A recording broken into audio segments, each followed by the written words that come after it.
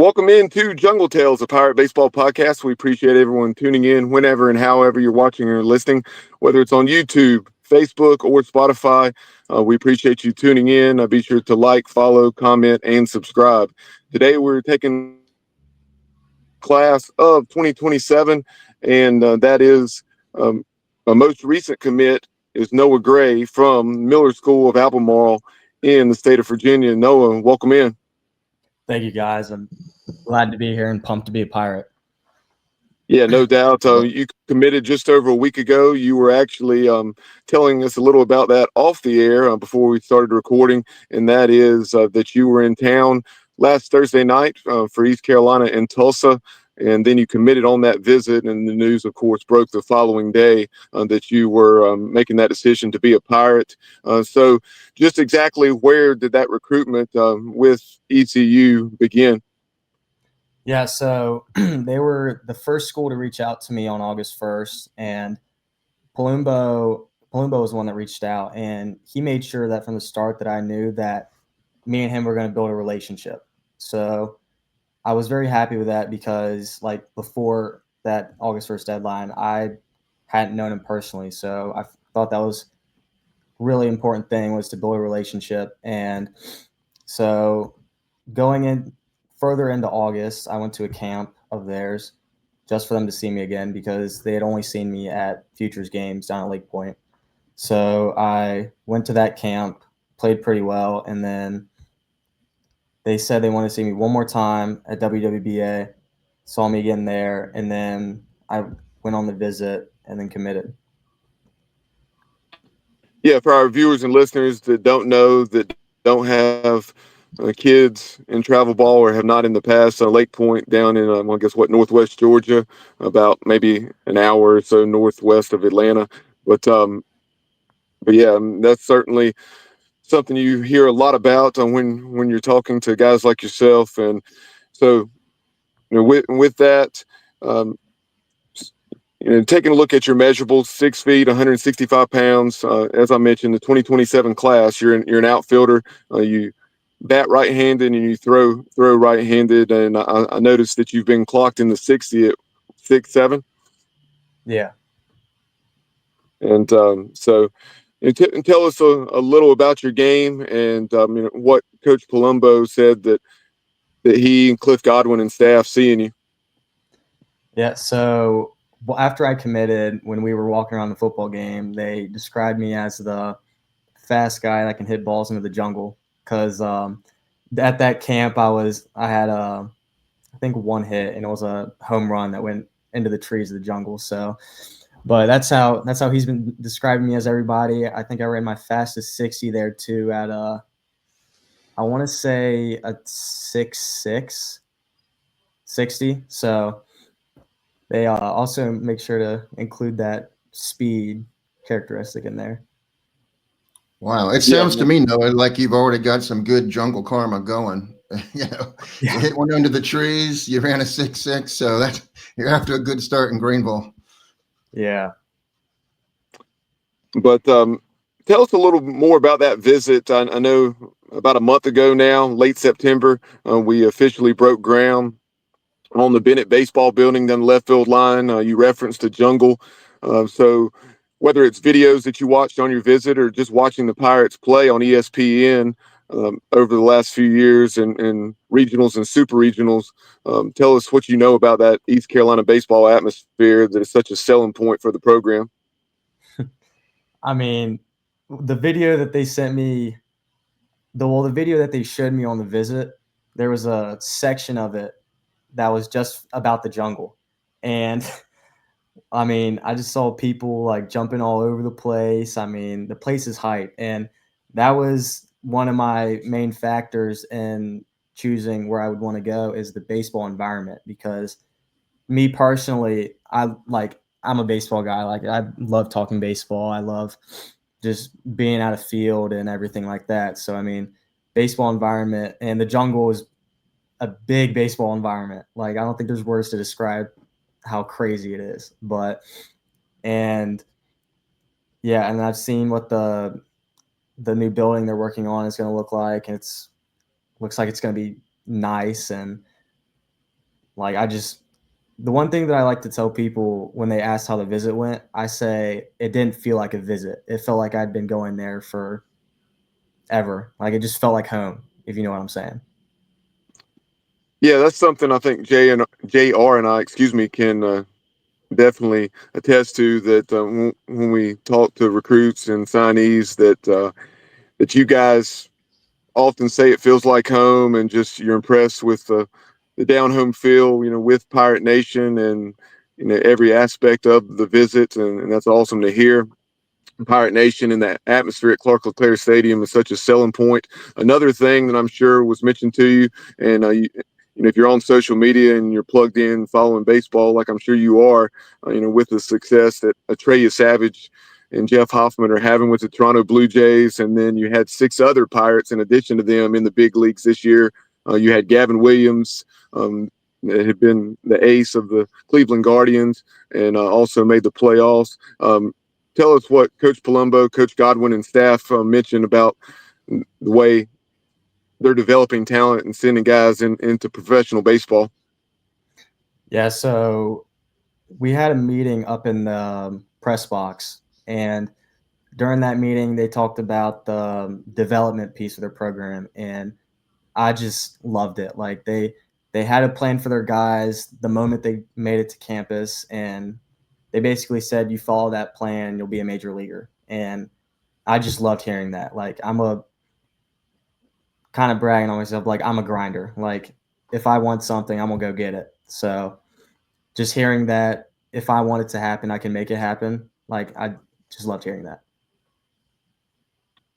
With your speed and you being an outfielder, in recent years, we've had guys like Riley Johnson, who I'm sure you saw in some of those highlight films that you watched, who completed his eligibility last year.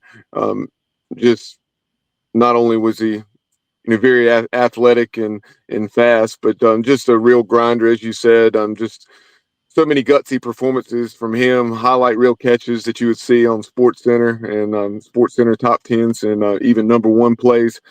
But another aspect of the program is just the way they really promote and get guys to strive for excellence in every area of their life, not just on the field.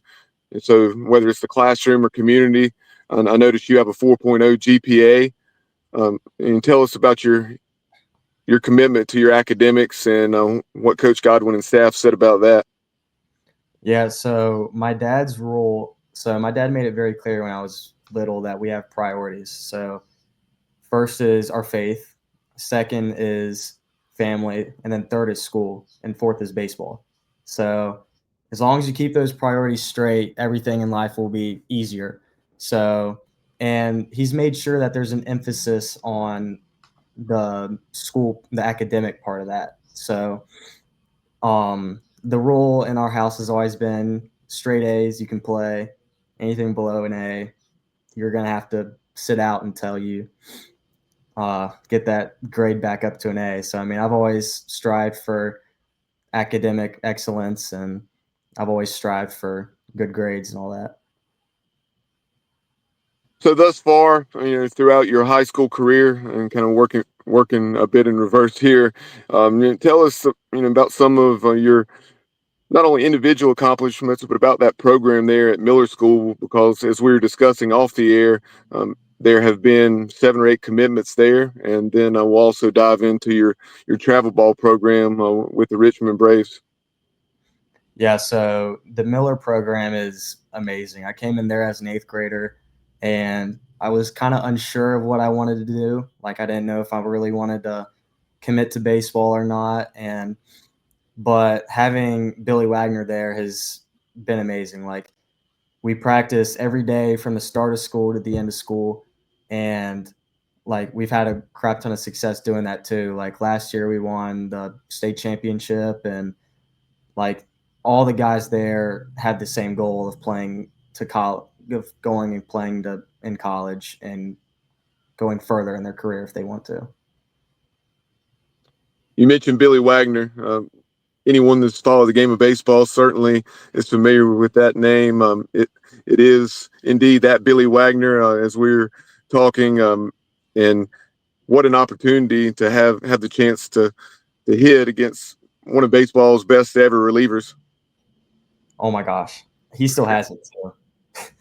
I was telling him off the air that he came in the other day and he said we're going to do competitive BP, and he was set the screen up 45 feet away, started throwing fastballs, and out of nowhere ripped a change up and made us all look stupid. So, I mean, he's still got his stuff. So don't sleep on him. Yeah, definitely a lot of memories from his days with the Astros and Phillies, I guess, and then what? Also the Mets. Am I correct there, JR? Mm-hmm. I don't remember the Mets. I do know he was just inducted into the Phillies and Astros. Yeah, I think so. But he was just inducted into the Major League Baseball Hall of Fame, of course. Yeah. And like I was telling Noah pre-show, you're a public figure when they're making statues of you, and you're still living. And he's still a young man. And down in his hometown of Whiteville, they named a park after him, and he's got his own statue. So I mean that's pretty cool. He's a good guy. Yeah, he is. Awesome guy. Yeah, a lot of people probably don't realize that he pitched at Ferrum College, and that was something I honestly was not aware of. I mean, I played small college football at Averett University in Danville, Virginia, and we went to play at Ferrum, and when we did, they had something named after him there, whether it was the field or whatnot. But he averaged over 2 strikeouts an inning during his college career. How is that even possible? I mean, because you're going to get people, fly out, pop out, whatever. But right. He averaged over two strikeouts per inning. That's crazy. Yeah, pretty remarkable. And in addition to playing for Miller School, you played for Richmond Braves Platinum. Tell us about your travel ball experiences. Yes, that's I just made the switch to them this fall, and amazing group of guys too. I mean, they also all have the same goal. I mean, I'm pretty sure we just had our 7th commit, and it's just everybody's a bunch of competitors. I mean, everybody brings 100% to tournaments, and it's just an awesome environment too. I was aware that you batted .408 as a sophomore, and that's impressive. But usually from the freshman year to the sophomore year, there's a big jump, but not necessarily for you. I mean, you were already pretty much in tune as a freshman. You batted .375 and played 33 games, and then as a sophomore, you batted .408, played 34 games, and you struck out less, you walked more. So, I mean, you're making improvements. But do you have any goals for your junior season?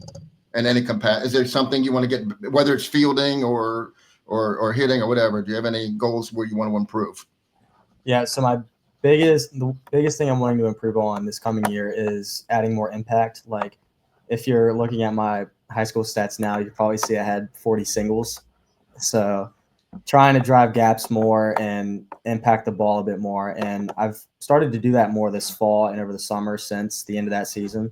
So I'm starting to see a little improvement too. Well, you're still a young man, and that lower body, once you develop that and get some weight on and get some more time in the weight room, I'm sure that'll come. Oh, yeah. No, when you were developing that relationship with Coach Godwin and Coach Palumbo, obviously with the way you run, did they talk about how ECU really embraces the short game and loves to utilize a variety of bunts and slashing and so forth to really put pressure on the defense? They didn't talk with me much about it, but I've seen them play a lot and on TV and stuff, and I can tell because Wagner's really into small ball too. Like, if you get to 2 strikes, he'll make you bunt again until you get it down. So, I've been around that environment. So, yeah, over the last decade plus, I'd like to have $1 for every time Cliff Godwin has made a Pirate player bunt with 2 strikes. So, yeah, definitely sounds like a similar philosophy there. But kind of as we're wrapping up this conversation over the next 5 minutes or so, favorite MLB team? Chicago Cubs. Don't ask me how. I couldn't. Actually, no, I can't tell you how. So last year, Little League, my team was the Cubs, and I was like, because my dad doesn't necessarily have a favorite team, so I couldn't pick his team's rival when I was little. So I had to kind of pick my own. And someone asked me what my favorite team was, and I just said Chicago Cubs, and it's stuck with me since. Favorite MLB player or players? Ooh. So my favorite to watch this year was PCA. Um, he was a lot of fun to watch during the start of the season, and then he kind of struggled a little bit there towards the end. But I mean, watching him has been a lot of fun, and watching Shohei too is a lot of fun too. Yeah, no doubt. It was awesome though to see Trey Savage mow him down there in the first inning last night, and then in the second inning got it to ground out to first base in a bases loaded situation. Yeah, I was watching that too because I was talking to my dad. I was like, "So how nervous do you think he is right now to throw to one of the top players in the MLB?" And sure enough, he struck him out, and then he had Mookie and Freddie roll over. So he got out of that inning pretty quick. Yep.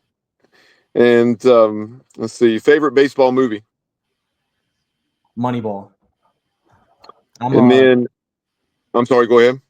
I'm a numbers guy. I like messing with numbers. So watching the Moneyball and watching him mess around with numbers was fun. Speaking of numbers, we'll expand on that more in just a moment. But outside of the game of baseball, what are some of your hobbies? Yeah, so dove season unfortunately is over. So I like to hunt, and I'm more of an action guy, so I like dove hunting. That's probably my favorite. But nothing beats sitting in a deer stand. So I'll probably be doing some of that this fall, and yeah.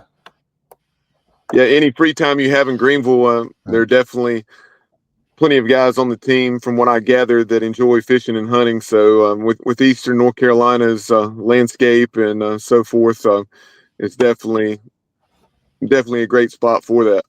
Mm-hmm. That's for sure. I have a couple of questions for him. Sure, go ahead.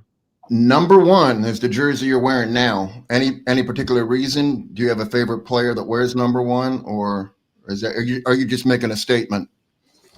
No, my high school coach. So for high school, we don't get to pick our numbers. So I came in as an 8th grader, and he said, "Here's your jersey," and I just, as an 8th grader, I saw it as him calling me number one. So that also helped fuel that fire for me. So I'm like, all right, let's go out here and try and be number one.